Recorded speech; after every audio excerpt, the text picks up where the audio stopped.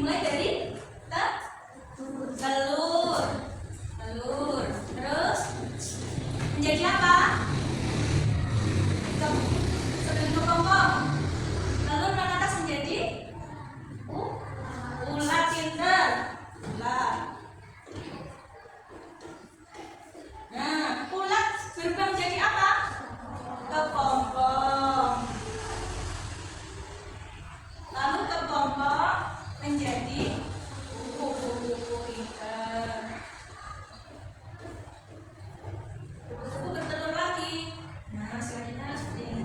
Nah, ini adalah siklus hidup pada kupu-kupu. Kenapa dikatakan metamorfosis sempurna? Karena dia mengalami bentuk tubuh yang sangat berbeda dengan hidupnya. Ya kan? Dia dari ulat dulu terus menjadi kepompong. Ulat dengan kupu-kupu sama nggak? Nggak sama. Itulah yang kita metamorfosis sempurna. Kalau hewan yang mengalami metamorfosis tidak sempurna adalah hewan yang dari lahir hingga dewasa itu tidak mengalami perubahan yang signifikan. Jadi tidak berbeda jauh dengan hidupnya. Hanya saja beberapa bagian tubuh belum mengalami perubahan pertumbuhan yang sangat sama dengan hidupnya. Contohnya apa yang mengalami metamorfosis tidak sempurna? Kecoa, terus belalang.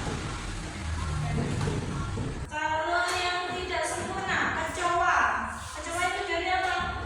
Telur. Nah, setelah telur menjadi apa? Nimfa atau kecoa muda ya. Selanjutnya menjadi kecoa dewasa. Ada juga hewan yang tidak mengalami metamorfosis.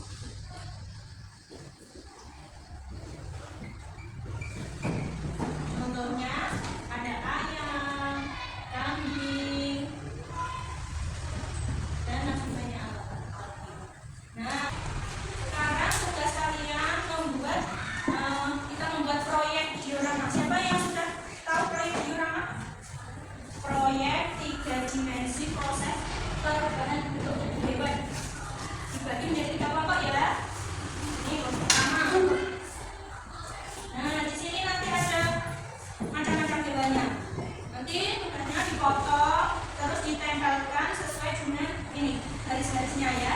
Ditambahkan di sini kita membuat diorama. Jadi kita membuat tampilan 3 dimensi dari